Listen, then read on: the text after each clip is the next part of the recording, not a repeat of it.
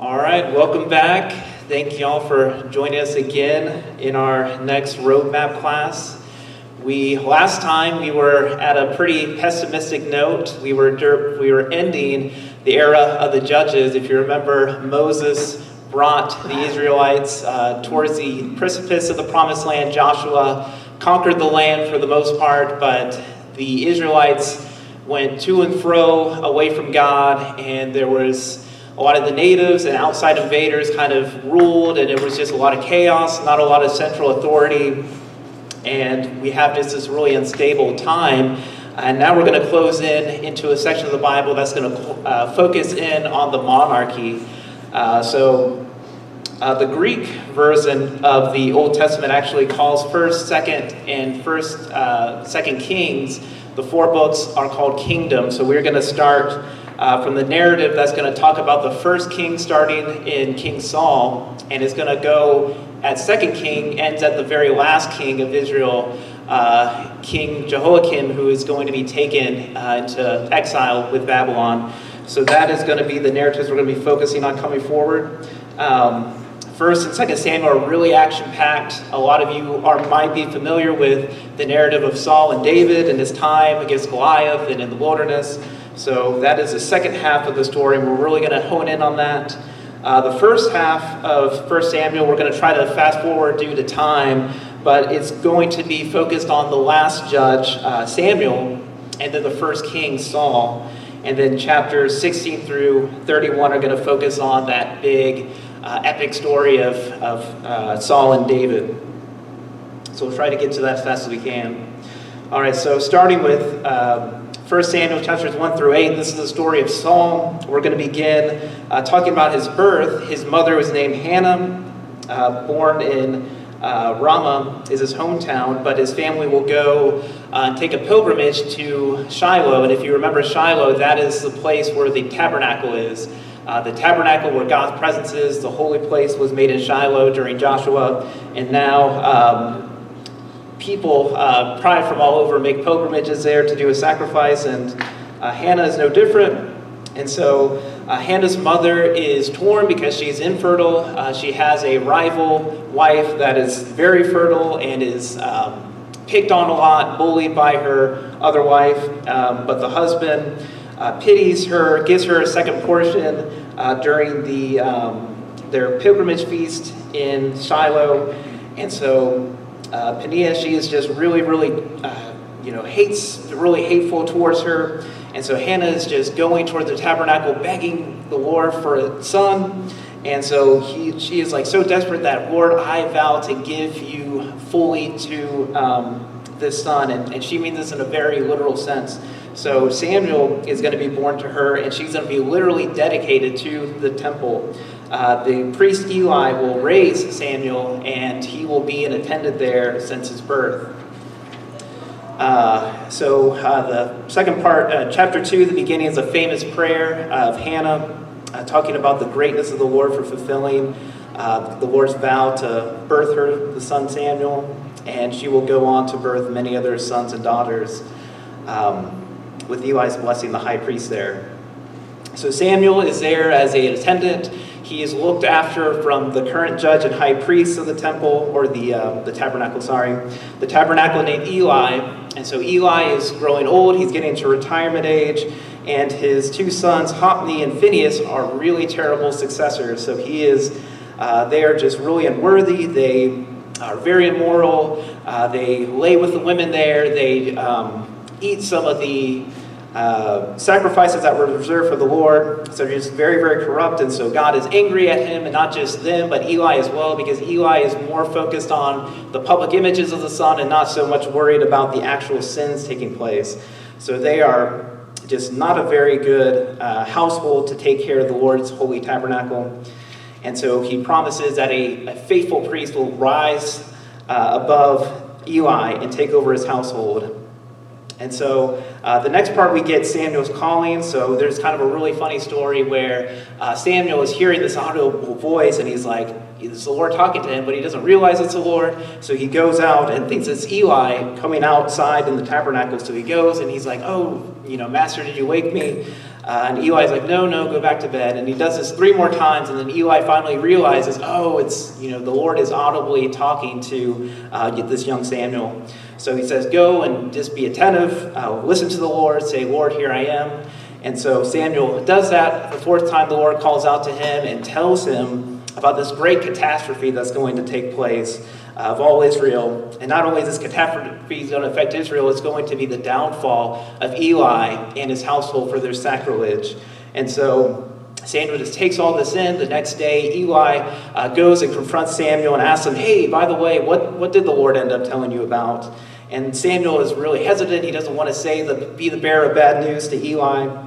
But he, after some cajoling, he finally tells him the bad news about the catastrophe the Lord told him about. And Eli is kind of reserved and says, okay, well, if the Lord wills it, the Lord wills it. And so they go on. The next chapter, chapter 4 through 7, talks about the catastrophe. So the Philistines are invading the west side of Shiloh in a place called Ebenezer. And the Israelites are lost. They lost 4,000 men in this battle. And the elders are puzzled. They're like, oh my goodness, I thought the Lord was going to be with us. What is wrong? What's going on? And so what they decide to do is go ahead and be like, okay, you know what? We're going to bring the ark. We're going to bring the holy presence of the Lord into our battle next time. And so they get Hophni and Phinehas, Eli's 2 sons, into the battle. And the second battle is even more disastrous than the first one. So this is truly catastrophic. 30 Hebrew soldiers are killed, Hophni and Phinehas are slain, and then the ark is captured and taken as a spoil of the Philistines. So this has just never happened, even during the time of the judges, when such a defeat occurred. And so a Benjamite that survived goes back to Shiloh, tells Eli the bad news, and Eli is just shocked when he hears that the tabernacle has been stolen, and he falls from his post near the gate, and he breaks his neck and dies. So the whole priesthood now is killed. And Phinehas' pregnant wife, one of the sons of the priest, hears about this. She's shocked, so shocked that she goes into birth, and she dies during childbirth because she is so depressed at this news, and names the boy Ichabod, and he will be the survivor lineage to Eli's household. So the Philistines have the ark now. They're celebrating it. They put it in front of their temples. But unfortunately for them, it has a plague. So the Lord is punishing them and strikes them with the plague of tumors, something like the bubonic plague. And they are, they want to get rid of it. They're like, oh my goodness. And so for the next 7 months, it will go kind of make a circuit throughout all these different Philistine cities until they're finally deciding, like, okay, let's just go and give it back to the Israelites. So they go to the priest of the Philistines. They're like, hey, what should we do with it? And the priest would tell them that, no, not only should you give them back the tabernacle, but you need to make retribution to the Lord and make these strange gold moldings, so representing the 5 Philistine cities. They're going to make these 5 golden tumors that are going to be modeled, and then 5 rats or 5 mice, which might be the spread that might be spreading this disease. So they go, they make this all these golden monuments, and they put it all in the tabernacle and attach the tabernacle into a cart with 2 undefiled cows, and they leave and take it back to a nearby Israelite city called Beth-Shemesh, which is right on the Philistine border. The Israelites see this, are celebrating, oh, the ark is back, and so they celebrate, and they take pieces of the cart and burn it as an altar, and then they'll sacrifice the undefiled cows and have it be a celebratory offering to the Lord. So the Philistines leave. They're like, great, we don't have to worry about that. But unfortunately, those in Beth-Shemesh also fall victim, and the Lord will strike them for even looking upon the ark because they are not consecrated like the Levites. So if you ever saw Raiders of the Lost Ark, that's where that scene comes from at the end, where Indiana Jones tells them to turn away and not look at the ark. I'm not sure if that's accurate, but that's where that scene comes from, is from this passage. And so they're freaking out like, oh my goodness, Eli and the priests are gone. There's no one really consecrated enough to handle the ark. And so they go ahead and find someone in a neighboring village called Kiriath-Jearim. And a man named Eleazar is consecrated there, and his household goes, takes the ark, and is able to keep it safe in his household for the next 20 years. The next episode is going to be about Samuel chosen as judge. So the Philistine oppression is continuing. Israel is yearning for repentance. They want to turn away their idols and just worship Yahweh. So they make this big assembly in Mizpah, destroy all the idols, worship God alone. And the Philistines are worried. They're like, oh my goodness, the tribes are uniting, so let's cut them off before they fully assemble. And so they try to do a preemptive strike. Samuel hears about this. They're really worried. They're like, oh my goodness, Lord, what should we do? They burnt a lamb, and God says, no, I'm giving them into your hands. Go and fight them now. And so Samuel says, go, and they attack, and the Philistines are completely defeated to such an extent they renamed the site Ebenezer after that monumental defeat earlier. And that really cements Samuel as now not only a reliable prophet, but judge of Israel. And he has a very great administration. He goes and takes back a lot of the land the Philistines originally took, and make diplomatic relations with other nearby tribes. And he is also a judicial judge. So he'll make circuits as a judicial judge around the central part of Judea. The last chapter of Samuel, chapter 8. So Samuel now is growing old over time. His sons, Joel and Abijah, are going to replace him as the next judge, but they, too, like Eli, become corrupt. They take bribes. They are unfit to really leave their father's legacy. And so the people are begging, like, Samuel, please give us a king, give us a king. And this breaks Samuel's heart because this is him abandoning the Lord. But the Lord comforts Samuel, says, no, do not worry. Like, it's not because of you, it's because of me that they're rejecting. And so he tells them to, here is kind of the fine print to know what they're getting themselves into. So chapter 8, verses 11 through 17 is a famous section called the King's Practice. So these are all the stipulations that Israel will have to require once they actually go to a full monarchy. Things like having a draft for their sons. You know, if he needs, they can be compulsed for service. He can commandeer property. He can do taxation, things like that they weren't used to before. And on top of that, that God is not going to intervene if the Israelites have a wicked king. God said, okay, you want an earthly king? Here you go. He's not going to be perfect, but if you guys reject him, you're stuck with him. So that is the deals of the term. The people hear it, they celebrate, they're not dissuaded at all. God affirms Samuel, yes, go ahead, anoint the king. And Samuel, just really frustrated, instead of telling them the news, they just say, okay, go home. And he disassembles the assembly at Mizpah preemptively. All right, so part 2, 1 Samuel chapters 9 through 15 is going to focus centrally on Saul. So Samuel is going to be obedient to the Lord. He's now going to go find out a king for them that they've requested. We're introduced to a man from Gibeah named Saul, who is this handsome Benjamite, and his father Kish. And Kish, his father, has lost his donkey, and Saul is to go and look for him. So they go and look around, and they just so happen to go to Ramah, where this priest Samuel, that's his hometown. So he goes in the hometown, and he finds these women, and he asks, where is the great prophet that we've heard about? He's here, and in fact, he's doing a special sacrificial meal at the shrine, so you came just in time. So Saul and his servants go and try to find this Samuel figure. They go to the town gate and ask a mysterious man, do you know where the prophet is? And the man responds, I am that prophet. Come, we've been expecting you. God has ordained this. So they go into this meal. Samuel goes and tells Saul that, don't worry, your father's donkeys have been found. But what's more important is that you are invited to be the next king. It tells him that.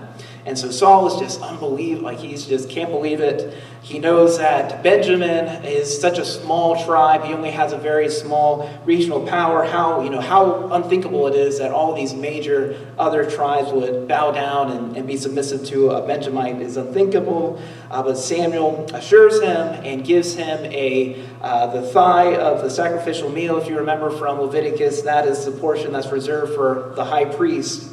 And so he gives him the symbolic gesture showing his kingship. So that night Saul goes up to his rooftop to spend the night at Samuel's house.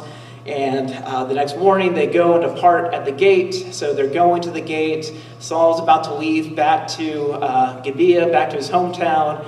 And as he's leaving the town, Samuel's like, hey, hold up, tell your servants to keep going. We're going to talk for a second.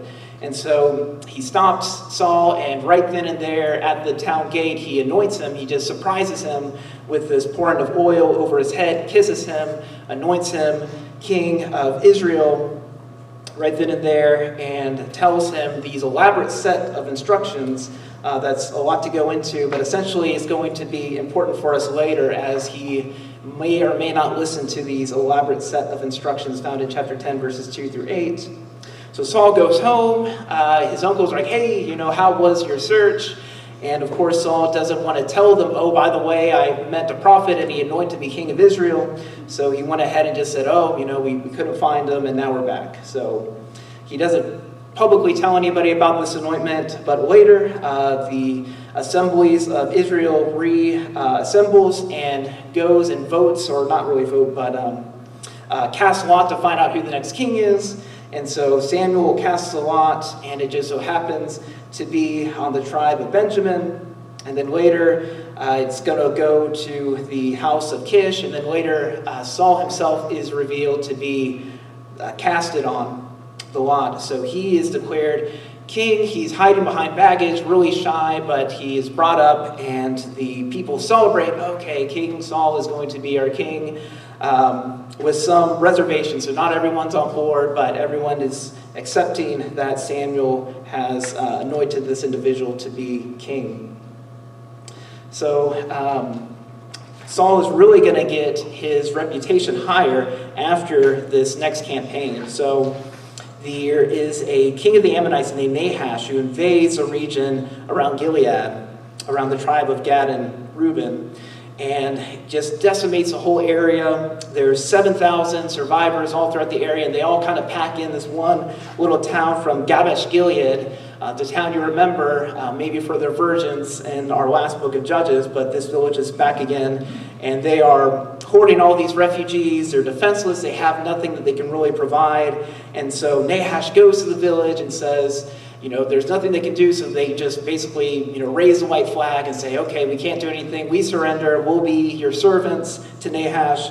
But Nahash is really arrogant. He wants more. He's like, not only do I want your vassalship, I want you to gouge out your right eye in humiliation. And so the elders are talking among themselves, and they're like, okay, Nahash, just give us 1 week, and we'll tell you what to do. And so they have 1 week to tell Nahash what they're going to do. And during that time, they're just frantic. They're trying to get word out to get help from outside tribes. Eventually, Benjamin hears about this in Gibeah, in Saul's hometown. Saul is on the field, overhears this. He's really broken. The Spirit of God grips him. And he takes his ox goad that his ox is in, breaks it into different pieces, and he sends out the different pieces throughout Israel, telling the other tribes, hey, if you aren't going to join me in an army to beat Nahash, then so are you going to be like this ox goad, broken and shattered. So his threat works. Everyone rallies with Saul, and Saul, they rally at a place called Bezek, and they go and assemble, and they're about to just take out this huge army. They get like 300,000 Israelites to go and join them in this battle.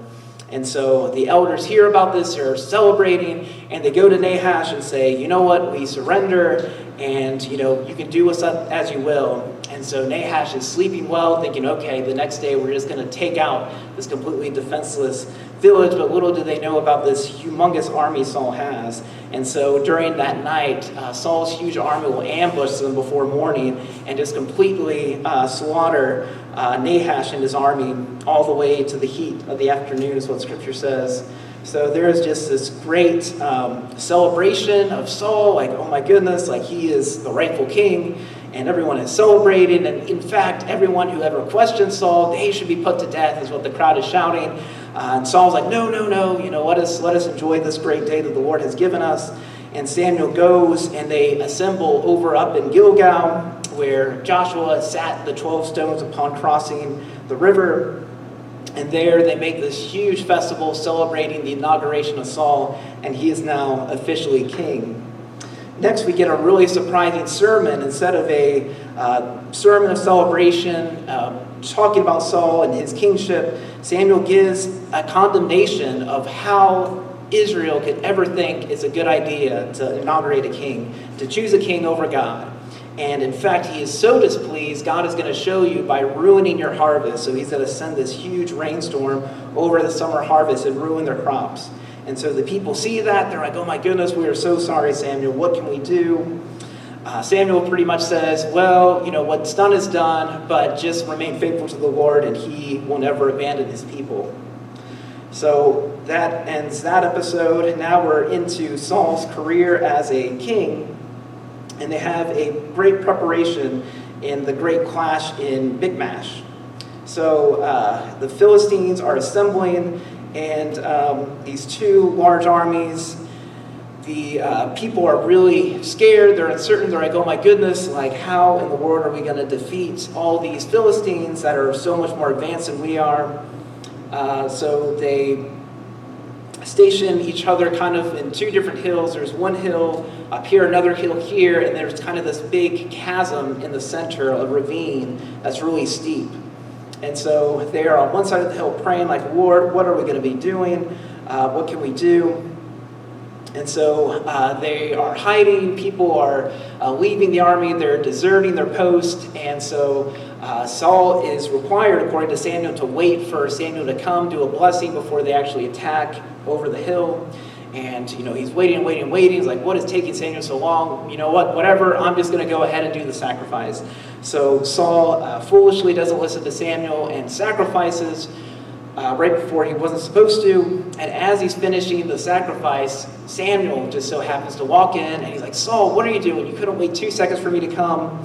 And so they argue, and Saul is making excuses.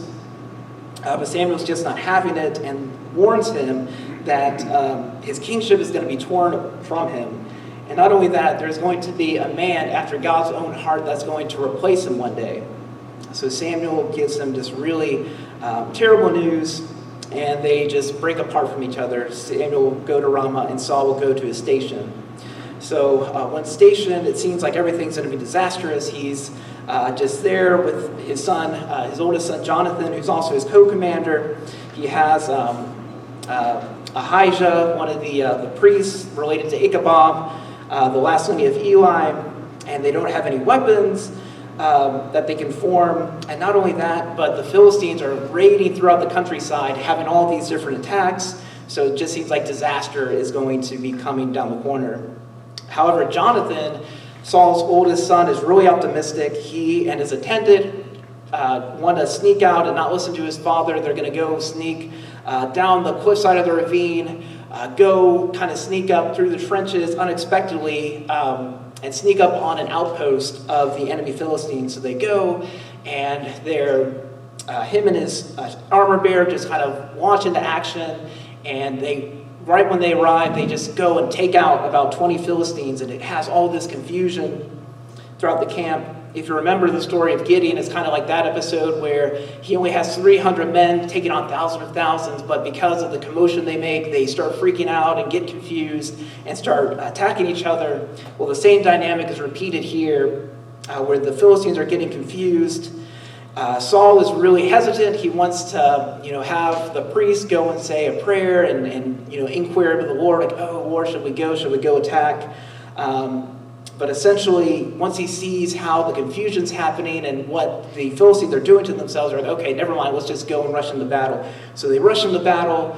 The Israelites that were hiding, as they see the tides turning, they go and add on to Saul's numbers, and they all just have this great, great victory at Michmash, and they're having all of Saul's enemies on the back foot. And so Jonathan is attacking, they're pursuing the Philistines as they're running away, and as they're running away, Jonathan is just famished, he's hungry, he's really looking for something, so he just finds some wild honey, gets a tip of it on his branch, and eats just a little bit off the tip of the branch. And he's been warned by the soldiers that, hey, did you not hear about your father's vow? Apparently Saul has some sort of vow saying no one is supposed to eat until nightfall or else a curse be upon him. And Jonathan's looking at him like, what? That is so dumb. Like, why would my father do that? We need our energy to go pursue and finish off these Philistines. And so he doesn't really listen to him and goes and charges forward. So anyways, nightfall comes and they celebrate. They have this huge feast. They have all the spoils from the Philistines. And Saul is consulting the Lord, like, Lord, what should I do? Should we continue in pursuing the Philistines while they're on the back foot? And the Lord doesn't answer. And so Saul's like, why isn't the Lord answering? I wonder. And then he realizes, oh, maybe someone broke my vow. And so he goes, has an investigation. They cast the Urim and Thummim to determine who is guilty of breaking this vow. And it turns out that Jonathan's like, yes, I had this little drop of honey, so sue me. If you're going to kill me, kill me. And so Saul is really upset. He's like, okay, even if it's my own son, I'm going to go kill him. And right when they're about to execute Jonathan, the soldiers are like, what are you thinking? Like, Jonathan and his attendant are the reason we're even victorious to begin with, because they were bold enough to go and attack the enemy. And so, Jonathan is just this brave inspiration for everyone. And so they're like, no, not even a hair on his head will fall. And so Saul relents and says, okay, and spares him. And so he doesn't get executed, but they also relent from attacking the Philistines, and so they return home to fight another day. The last part of Saul is chapter 15, so the fallout with Samuel. So sometime later, if you remember back in Moses' time, right when they crossed the sea, they encountered the Amalekites, and that's where we were introduced to Joshua, who fights them off. But apparently now, since they have this big central army and a nation state, they're like, oh man, Samuel's like, what a great time to seek vengeance upon these Amalekite marauders. And so he tells Saul that to go and not only go to their capital and destroy them, but completely eradicate them, just kill everything, their cattle, their animals, just everything, just completely eradicated. So Saul does so. He goes, he eradicates them, but he doesn't kill everybody. So he spares the useful animals and leaves it for his troops, and he also spares the king Agag and leaves him as a prisoner. So Samuel hears about this. He goes and confronts Saul in Gilgal, and he's just furious as can be. They argue back and forth. Saul's just full of excuses, but eventually he realizes that Samuel's really being serious now, and that the kingdom is in jeopardy. And so Samuel will symbolically tear a piece of his robe and says, so as this robe is torn, so is your kingdom going to be torn apart by the Lord. So Saul is just inconsolable, and Samuel just takes a sword and finishes King Agag and kills him himself. And after that, Samuel and Saul's relationship completely sours. He leaves to Ramah, and that's the last time they're ever going to meet with each other again. So their friendship is no longer. Okay, now we're at the second part, chapter 16 through 31. So now we are at the part everyone is familiar with, the story of David and Saul. So there's going to be kind of three sections to this. It's going to start out with David, the story of David, his origins, and how he gets into Saul's court. So that's going to be the first part. And then after he falls out with Saul, he's a runaway from chapters 21 through 28. And then there's really two climactic battles at the very end that we're going to go over that's going to have these simultaneous events through the perspective of David and Saul. One, this great victory where the Lord's with David, and the great defeat that that the Lord is leaving Saul. And we'll get to that at chapters 27 through 31. All right, so the career at David with Saul's court. So Samuel is grieved over Saul, but God is like, okay, you know what? Don't worry, I got a replacement for him. You're going to go to Bethlehem and meet a man named Jesse, and one of his sons is going to be king. So he goes there, looks at his son. He goes and sees, oh my goodness, look at this older son. He's definitely what the Lord's talking about. God's like, no, not him. He's like, oh, what about the second oldest? No, not him. And so they keep kind of going down the list, and eventually Samuel's like, oh, is this it? Is this all your kids? And then Jesse's like, oh no, my youngest is out there working the fields as a shepherd. And so he goes and sees David in the fields, and instantly the Lord's like, that's the one, go and anoint him. So Samuel goes, anoints David, and he's anointed right there on the spot in front of his brothers. And so as that's happening, David also has a side gig as a lyre player. So he plays instruments.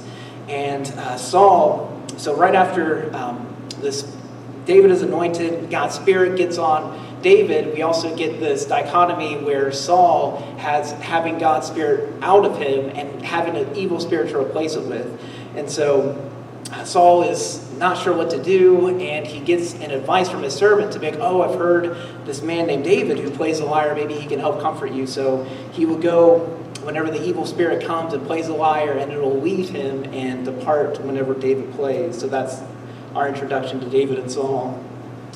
So fast forward a little bit, the Philistines and Israel is still at war, and David's 3 older brothers are on the front lines about to battle once again.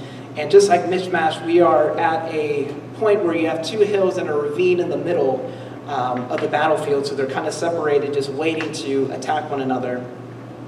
And so David is told by his father, hey, go bring some supplies to your brothers, they're going to need some water, some food. And so he leaves his shepherding job and goes and nourishes his brothers in the battle lines. And while he's doing that, he hears this big giant named Goliath taunting the Israelites, telling them, making fun of them, insulting Yahweh, the God of Israel. And David is like saying, how dare this, this giant, this uncircumcised beast, how dare he speak like that to the chosen one of Israel. And so after all that, he's like, hey, what do you think the reward is going to be? So he's kind of talking and chatting to all these different people, like, what do you think the reward is for killing him? But everyone is still afraid, like, what is this little kid thinking? Like, how can he ever think of taking out this Goliath, this huge giant? And so his older brother admonishes him. He's like, David, go back to your shepherding. It's too dangerous here. So go. So as he's leaving, Saul hears about rumors of this kid that's so bold to insult this Goliath character. So he hears about this rumor. He's like, okay, let me bring this kid in. So David comes in and tells him, I'll volunteer, sir. I'll go and be a good soldier. I've taken out lions and bears to protect my shepherd or my flock, and the Lord will protect me against those animals. He'll protect me against some uncircumcised Philistine. So Saul is really desperate. He's impressed. He's like, all right, go have at it.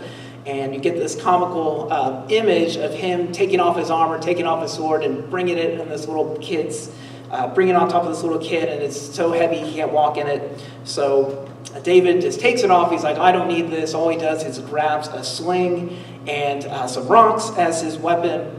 And let me take a moment just to tell you how impressive this is, because this is a real-life ancient weapon that they would use before archery was widespread. What you would do is you would literally take just like a strip of cloth and put like a stone in the middle, take the 2 ends, wrap it around, and sling it, and literally kill somebody with it. So you can imagine the practice that is required to get the precision to kill a bear or an animal or a person in combat.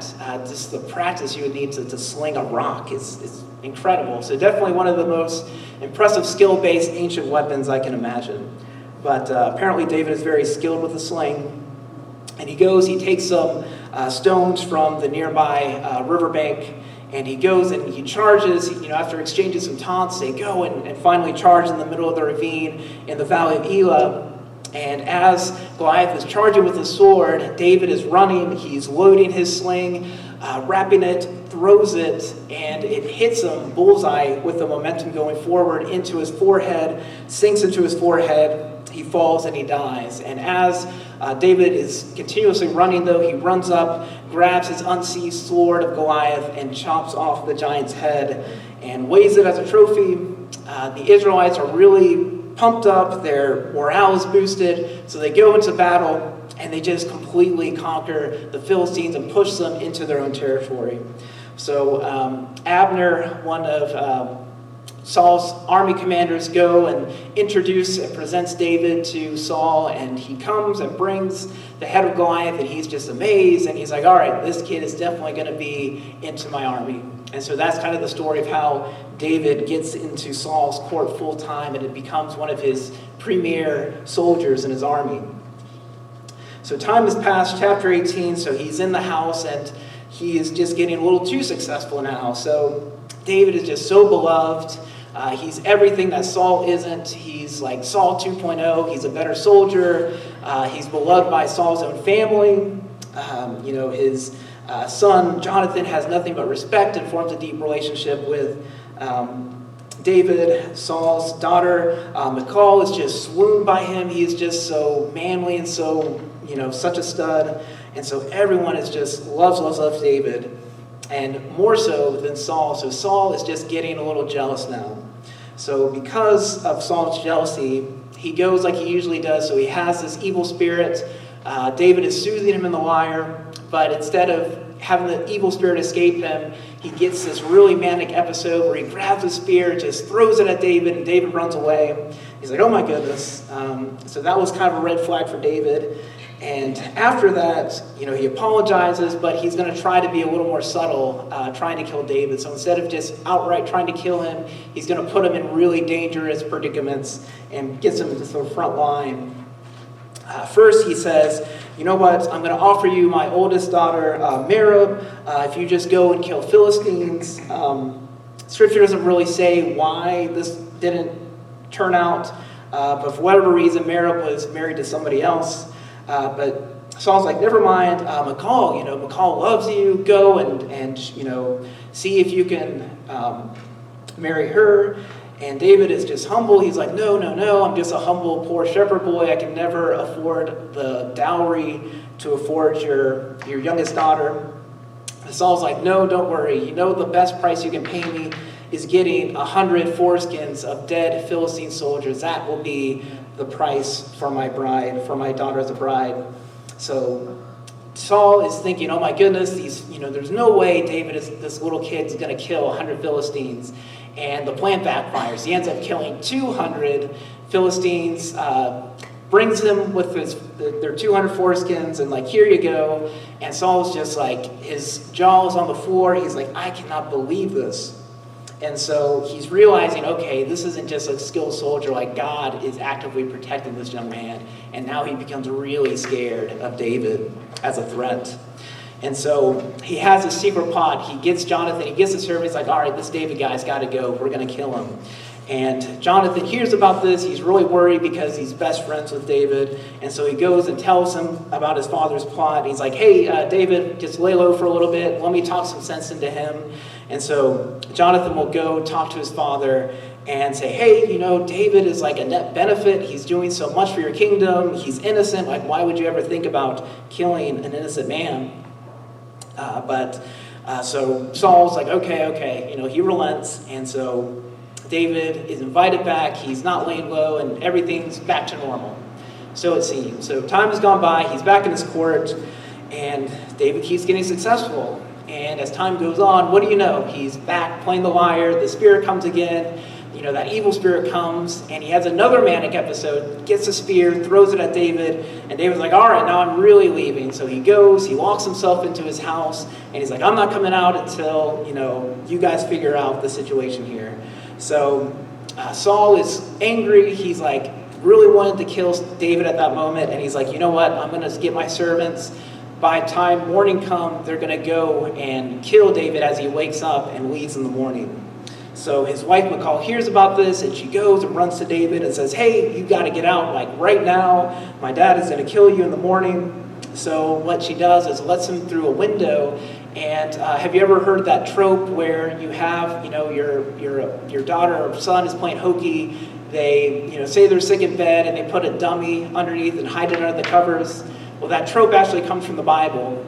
So what Michal will do is have this household idol, put it under the bed, under the blankets, and put goat's hair and makes it like a dummy to look like David. And so the next morning comes, David's escaped, and Saul's coming. He's like, all right, where's David? I'm here to kill him. And Michal's like, no, he's sick, don't come. And Saul doesn't care, he's out to kill him. And he goes storming the house, and he sees this household idol. And they're like, oh my gosh, Michal, how can you trick me? And so she's like, no, she lies and says, David was threatening me if I didn't try to trick you. And so he's gone. And so David will seek refuge over at Samuel's hometown in Ramah. So some time has gone by. David's been out and about, safe in Ramah, but there's a new moon festival. If you remember, this is from Numbers. If you remember the holidays, new moon is like a sacrifice that happens once a month, and it's a big public event. So David is expected to make a public appearance with Jonathan and King Saul at the head of the table. And so David knows that the public is going to be wanting to see him, and he goes to Jonathan and sneaks back into the court and says, hey, can you tell me, is your dad still mad? Does he want to kill me, does he not? And so Jonathan's like, okay, it's a 3-day festival, and when it ends, I'll give you a signal, okay? So the plan is David's going to hide on the field behind this rock, and he's going to do some archery practice on the 3rd day, the morning after the festival. And he's going to target, shoot some arrows, and he's going to have an arrow boy go and gather for him. And so if he shoots it really far, and David is hiding out behind the rock, he's going to know, okay, it's too far. I'm going to say, hey, it's too far. Don't worry about the arrows. And if he hears that, then David knows just to book it and run, because Saul is going to go after him. But if he's going to shoot it close and he can gather real easily, he's like, oh, they're right there. Come and get it. And that's going to be the signal for him to go and come back. Like he can come back from hiding and return back to normal. So the festival finally comes. Saul has this great festival the first day. David's absent, and he's thinking, maybe he's just not clean, maybe he's defiled, and just has to be routinely cleansed for the next day. The next day comes, and he's once again not there. So Saul turns to Jonathan and is like, hey, what's up with David not being here? And Jonathan tells a lie, basically saying that, he wanted to go celebrate. His brothers invited him to go back to Bethlehem and celebrate there. And, he just wanted to sneak out. And Saul is just like furious. He is like really, really mad. The Hebrew basically he's just cursing Jonathan, his son, out and saying, I would never let him come out alive. And so he is just really furious. And so mad, in fact, he's about to grab his spear against his own son. And so Jonathan just leaves. He just doesn't eat. He just abruptly leaves because his dad's making a big scene and embarrassing him. And he knew now that, of course, Saul's not over David. So sadly, he goes out the 3rd day, and he's going to do the archery practice. He goes, shoots it way, way far, signaling to David that he needs to get out of here. And so the little boy will go get the arrows, go back into town. And Jonathan is staying behind for a little while. But instead of running away, David just goes out of hiding, embraces Jonathan. They just hug each other, cry with one another, and they're just so sad. Jonathan basically makes an oath with David because he knows that God has anointed him to be the true successor. He knows that even though Jonathan is a rightful heir, that it's really David who is going to be the Lord's chosen successor. So he goes and makes his oath to protect his household and respect him when he's gone. And so they hug, and David goes and flees and runs into the place of Nob. So now we're at the second part of the second part of David. Now he is a fugitive from Saul. He's public enemy number 1. And he goes and retreats to a village called Nob, where a land of priests are. So he goes to the head priest there called Elimelech, and he's famished. He's looking for food and supplies. And, of course, nobody knows yet about the fallout between David and Saul. So David makes out this, crazy scheme, and he tricks the priest. He's like, hey, you know what? Funny story. Saul has put me on a secret mission, and I need supplies, I need weapons, I need food for this small, non-existent militia to go out and, do the secret mission. So that's how he's going to trick him to get supplies. Elimelech doesn't think any of it. He just like, okay, well, all we have is the bread of display. If you guys remember from the tabernacle, you'd have these, the table of display and the holy place in the tabernacle, and then every week you would have to rotate it out with fresh ones each week. And so he's like, no, all we have is kind of the throwaway bread that we have that's consecrated. And David's like, you know what, I'll settle with it. I'm purified, I'm good. And so he goes and gives him the bread. And he's like, oh, by the way, I need a sword. And so the sword of Goliath is also in the tabernacle by chance. So he goes and takes Goliath's sword, and he's on his way. But little does he know that there is a Saul loyalist that knows exactly what's going on. He is an Edomite named Doeg, and he sees this, he witnesses everything, and he goes and tells Saul he knows exactly where David is, and that the priest Elimelech is treasonously helping out David. So he goes, he's angered, and he summons Elimelech and his priests to come up to his court, and is like, hey, what is this meaning? Why are you treacherously helping my rival David? And of course, they have no idea about this fall. He just thinks David and Saul are just, best of friends, loyal. David's a loyal soldier to Saul. And he is just outraged, like, he doesn't believe it. He's really getting paranoid and delusional at this point, so he is just angered beyond any sort of return. And so he's like, you know what, you've committed treason, and you are going to have the death penalty. So he's ordering his soldiers to kill the priests, and of course the Israelites don't want to kill their own priesthood because that's madness. But Doeg, because he's a foreigner, he has no qualms about it. He goes and slaughters all the priests according to Saul's instruction. And Doeg does a step further. He goes to that village of Nob and completely wipes out the population there, killing everybody, and their animals included. So that's a very tragic occurrence, but thankfully one of Elimelech's sons, Abithar, is able to escape and finds David on the run and tells him what's happened. And David, of course, is so guilty because he didn't intend for that to happen, but he says to go and stay with him in hiding. So the next part is David on the run, and he forms this nomadic militia over time.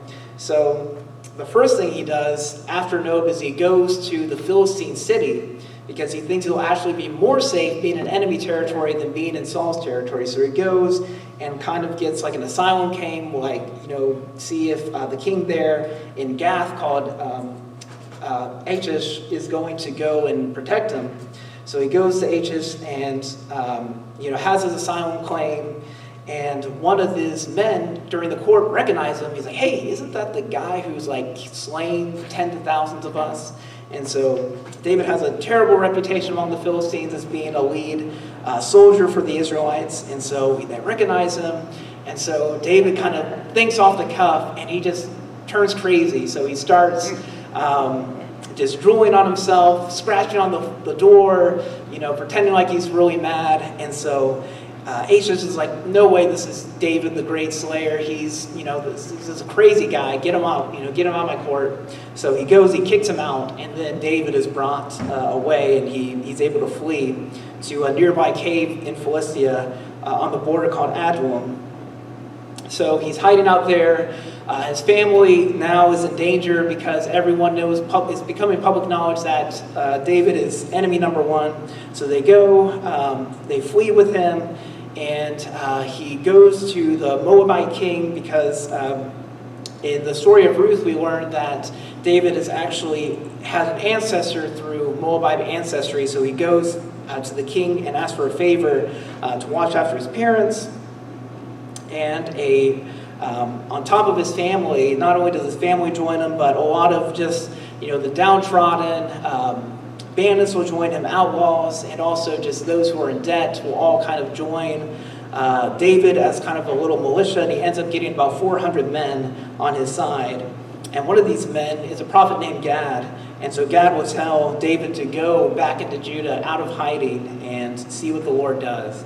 So David follows his advice and goes to another nearby village, or hears about a nearby village called Keilah, and Keilah is apparently under Philistine assault, and he talks to the Lord like, should me and my men go save this village? And the Lord says to do it. So he goes to Keilah and completely saves the village. His men are able to get the raiders away from them, and not only that, he's able to recruit 200 more people. So now he has this army of 600 people, and Saul gets wind of this, and he's worried that, oh my goodness, Saul's going to find me, and talks to the Lord, like, Lord, is the town going to sell me out even though I just saved them, even though they owe me something? Are they still going to sell me out and throw me under the bus for Saul, to sold me out to Saul? And God's like, yes. So he goes and immediately leaves into the wilderness of Ziph.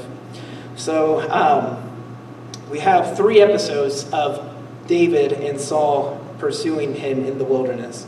So there's going to be 3 separate episodes. The first episode, they're going to have similar themes.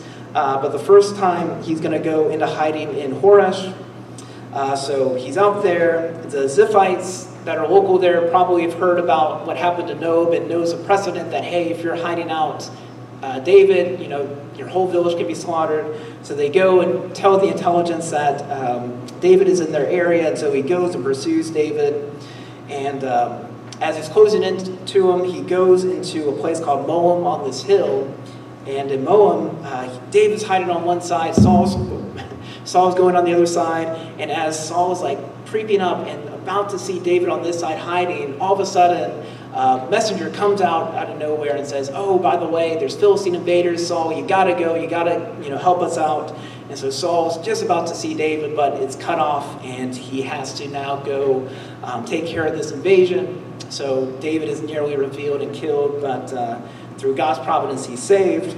Episode number 2, after the invasion's taken care of, Saul's resuming his pursuit, but now he hears he's in a cave near the Dead Sea called En-Gedi. So Saul goes to En-Gedi, goes to a sheepfold, which is kind of like a little hill where a kind of like a pen where you would put sheep in. And he's over there. He's right next to a hill, a cave near that sheepfold area, and goes into the cave and has to go to the bathroom. He has to go relieve himself. But it just so happens that David's actually hiding in this cave where he's relieving himself. And his men are like, okay, this is your chance. Go and kill Saul. Like, what are you waiting for? And David's like, no, I can never, lay a hand on the Lord's anointed one. And so what he does instead is he just takes a dagger and just cuts off a little bit of his cloak.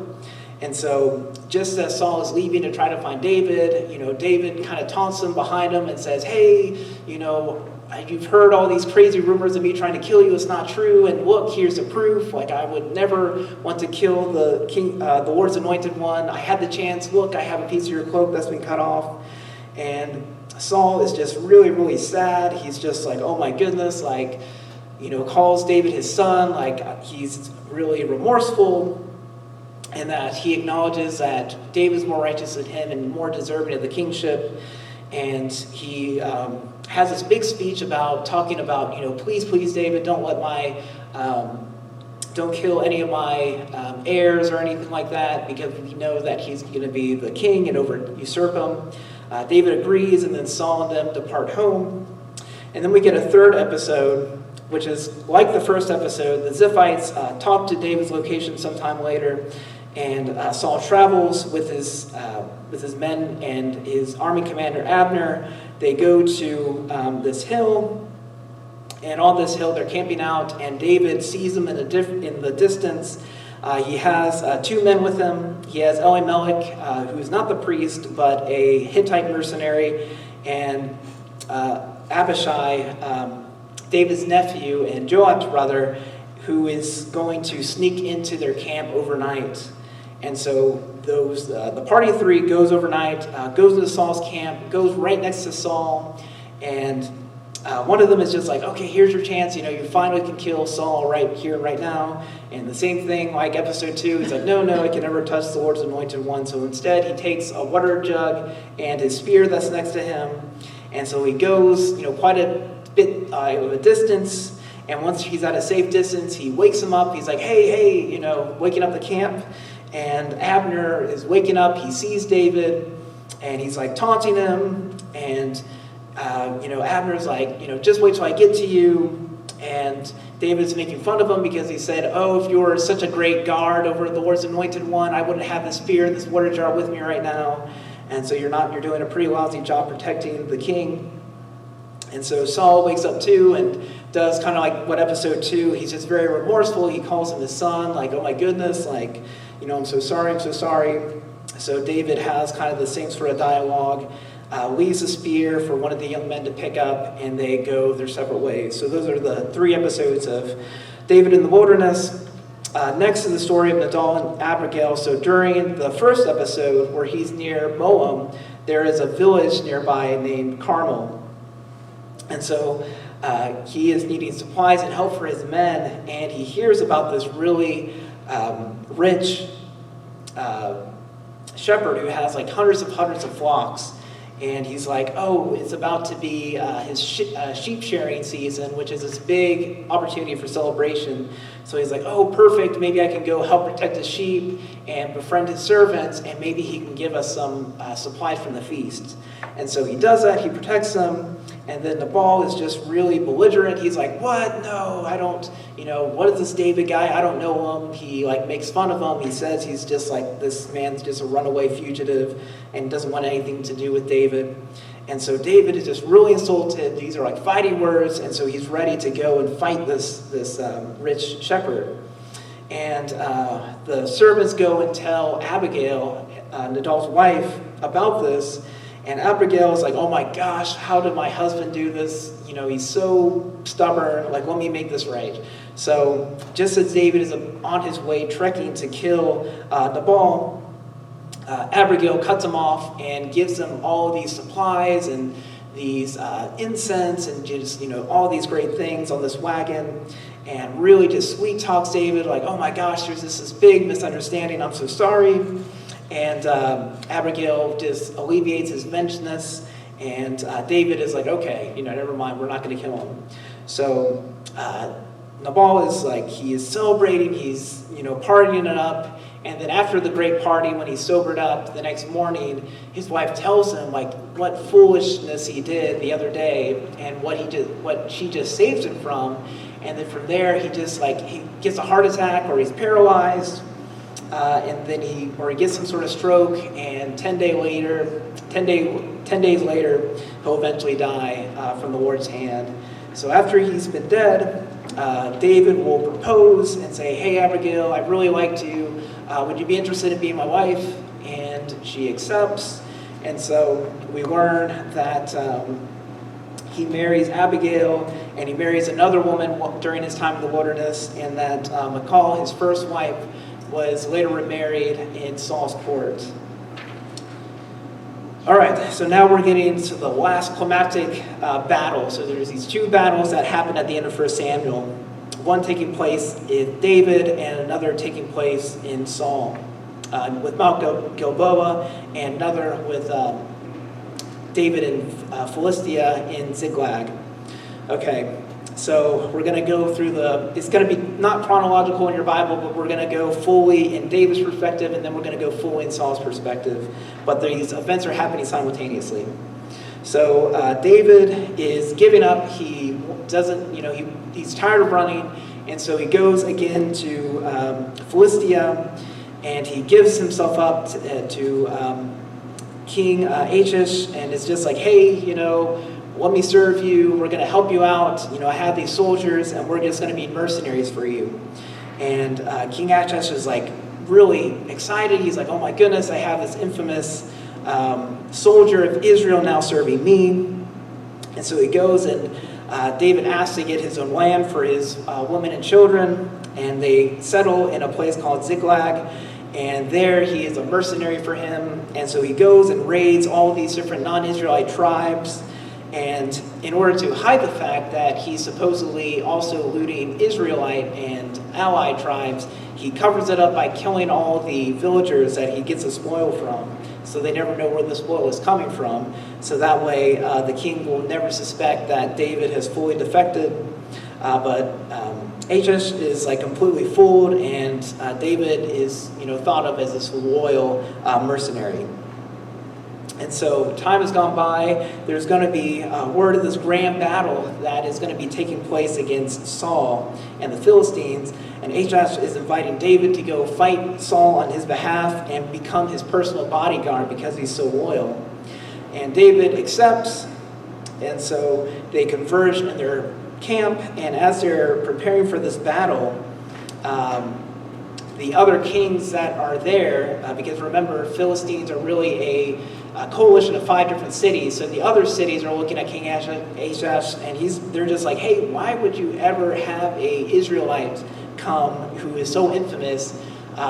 He's going to kill me, But Ahash is like, no, you guys don't understand. Like, David's cool now. He's been really loyal to me. But the talk is not convincing. They refuse to fight alongside David. And Ahash gives David the bad news. And David is feigning all this, pretending to be, oh no, but I'm so loyal to you, I'm so loyal, even though he's been fooling him the entire time.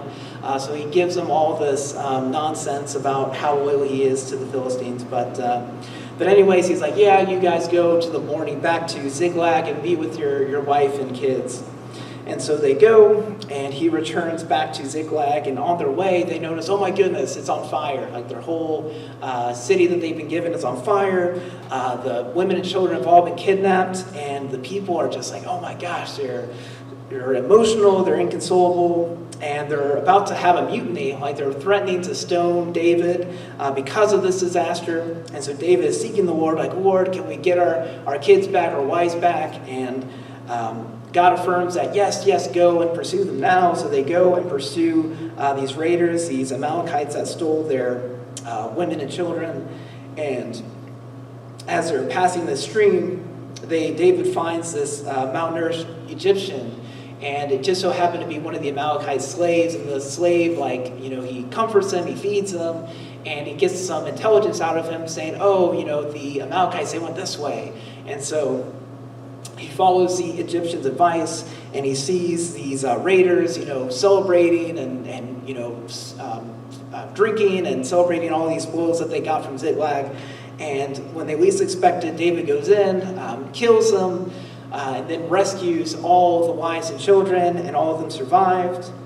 So they go back and celebrate, and they return. They have so much spoil they don't even know what to do with, and it's so large that he goes and gives all these gifts to the different elders throughout Judah because God has blessed him with such a great victory. All right, now we're going to get Saul's perspective of what's happening during this time. So meanwhile, back in Israel, Samuel has just passed away. So Samuel is now dead, and the Israelites are looking for leadership. They're having this grand battle against the Philistines that we were just talking about that David was about to engage in. And they're camped out at Mount Gilboa. And Saul is just seeking this confirmation of a victory. He's like, Lord, am I going to be victorious? Am I going to, that's typically what you would do, is to make sure the Lord blesses your battle. That's what is routine. And because it's not blessed, he's like, oh no, this is a red flag. Like, God is not going to be blessing my campaign against the Philistines. So he's getting really desperate, and he gets this plot to go find a medium, which is or a medium or a necromancer. So what that is just someone that speaks to someone from the dead. And Saul is so desperate to get advice from Samuel that he's going to try to reach him to the other world. And he goes, even though this is outlawed in the Levitical law, he nevertheless goes and seeks this woman in Endor and finds this witch to go and summon the spirit of Samuel.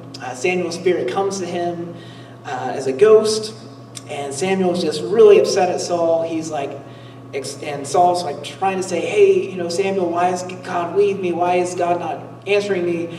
And Samuel's like, gives him this grim news that God has abandoned you. He doesn't want anything to do with you. You disobeyed him, and now you're going to suffer a great defeat, and you and your sons are going to be joining me in death. And so Saul hears this. He is just, oh my gosh, he is just broken. He can't believe it. And he goes and is just depressed. He couldn't be consulted. And so he refuses to eat. He's in shock. And eventually the woman, the witch, comforts him, gets him a calf to eat. And so the soldiers that night go back into the battlefield to prepare for battle in the morning. So the next day, the Philistines, they descend onto Mount Gilboa and completely annihilate the Israelites. The battle rages. God is nowhere to be found. Saul is in the middle of the battle. He is getting shot by arrows. He's shot again and again by arrow fire. eventually he finds out that it's it for him. He's going to die.